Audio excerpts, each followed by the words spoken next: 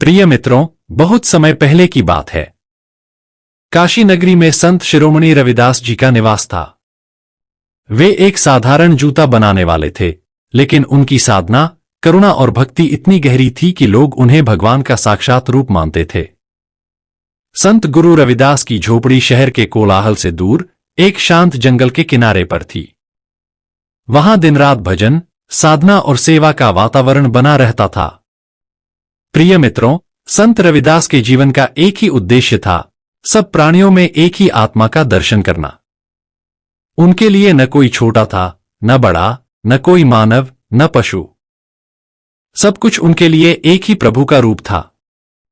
मित्रों, एक दिन रविदास जी अपनी झोपड़ी के बाहर एक वृक्ष के नीचे बैठकर प्रभु का स्मरण कर रहे थे। वातावरण अत्यंत शांत था।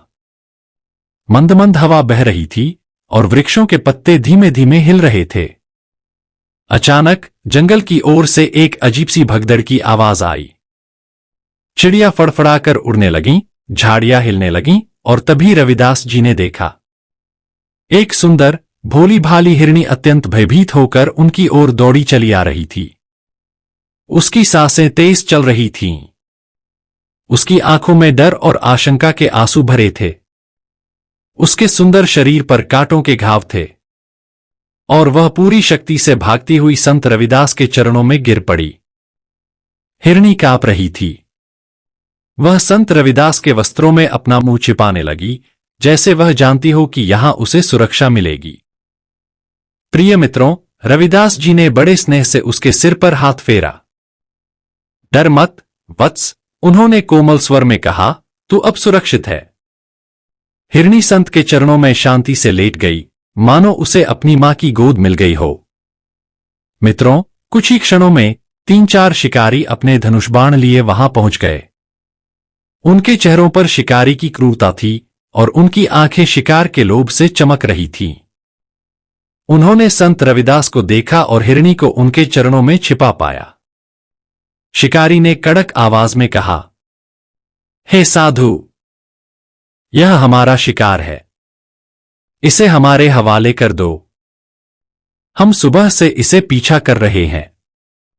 यह जंगल का नियम है, जो पकड़ता है वह उसका होता है।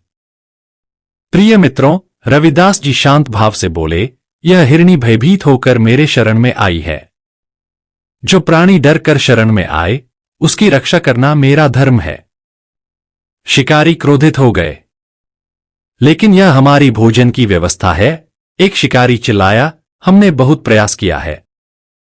आप इसे हमें सौंप दें, अन्यथा। रविदास जी ने शांत लेकिन दृढ़ स्वर में उत्तर दिया, धर्म का यह नियम नहीं कि निर्बल पर अत्याचार हो। यदि तुम भूखे हो तो मैं तुम्हें अन्न दूंगा, भोजन कराऊंगा, लेकिन इस निरीह प्राणी को मारने नहीं दूंगा। प्रिय मित्रों, शिकारी आपस में कानाफूसी करने लगे। उनमें से एक चालाक शिकारी बोला, ठीक है साधु, अगर आप इतने ही दयालु हैं तो हमें इस हिरनी के बदले कुछ दो। रविदास जी ने मुस्कुराते हुए पूछा, क्या चाहते हो? शिकारी बोले, अपने शरीर का मांस हमें दे दो, जितना इस हिरनी के बराबर हो। यह सुनकर वहां उपस्थित सभी दंग रह गए। लेकिन संत रविदास के चेहरे पर जरा भी भय या झिझक नहीं आई। उन्होंने सहज भाव से उत्तर दिया, यदि मेरे शरीर का मांस किसी प्राणी के प्राण बचा सकता है तो यह अवसर मेरे लिए सौभाग्य का है। वे झोपड़ी के अंदर गए और एक तराजू ले आए। एक पलड़े पर उन्होंने कांपती हिरनी को बैठाया। दूसरे पलड़े पर वे स्वयं खड़े हो गए। हिरनी का भार बहुत कम था, लेकिन संत का शरीर भारी था। मित्रों, शिकारी बोले, यह अन्याय है, वजन बराबर होना चाहिए। रविदास जी ने बिना विलंब के छुरी मंगाई और अपने शरीर से मांस काटकर तराजू पर रखने लगे। हर बार वे प्रेमपूर्वक कहते, हे प्रभु, यह शरीर तो नश्वर है, इसे तेरे प्राणियों की रक्षा में उपयोग आना चाहिए। मित्रों, जैसे जैसे रविदास जी अपने शरीर का मांस तराजू में रखते जा रहे थे, कुछ अद्भुत घटने लगा। तराजू का पलड़ा जो हिरनी की ओर झुका था, धीरे धीरे संत के मांस के भार के सामने हल्का पड़ने लगा। शिकारी दंग थे। हिरणी शांत थी, मानो किसी अदृश्य शक्ति से बल पा रही हो। तभी आकाश से एक तेज प्रकाश फैला। एक दिव्य आवाज गूंजी, रविदास, तुमने करुणा और अहिंसा की पराकाष्ठा कर दी। तुमने आज धर्म की रक्षा की है। वह हिरणी अचानक बदल गई। वह असल में कोई साधारण प्राणी नहीं थी, बल्कि स्वयं भगवान विष्णु की माया थी, जो संत की करुणा की परीक्षा लेने आई थी।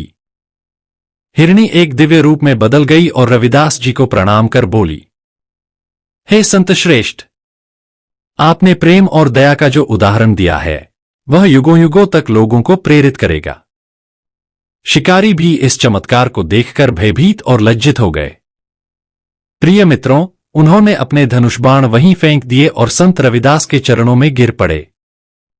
रोते हुए बोले, माफ कर दीजिए महाराज, हमें अहंकार था। हम भूल गए थे कि प्राणी मात्र में वही परमात्मा वास करते हैं। आज आपने हमारी आंखें खोल दी। रविदास जी ने प्रेमपूर्वक उन्हें उठाया और कहा, वत्सों, धर्म यह नहीं कि हम निर्बल को कष्ट पहुंचाए। धर्म वह है जहां करुणा हो, जहां प्रेम हो, जहां सबको समान दृष्टि से देखा जाए। उस दिन से वे शिकारी भी अहिंसा के मार्ग पर चल पड़े। वे जंगल के रक्षक बन गए और जानवरों की रक्षा करने लगे। रविदास जी का यश चारों दिशाओं में फैल गया। लोग उन्हें भगवान का दूत कहने लगे। प्रिय मित्रों, संत रविदास की यह करुणा, यह प्रेम आज भी हमें यह सिखाती है कि जो डरकर शरण में आए उसकी रक्षा करना सबसे बड़ा धर्म है, और सभी प्राणी भगवान के अंश हैं, उनकी सेवा करना ही सच्ची पूजा है। प्रिय मित्रों, वीडियो पसंद आने पर वीडियो को लाइक शेयर जरूर करें और कमेंट में संत रविदास जरूर लिखें। धन्यवाद।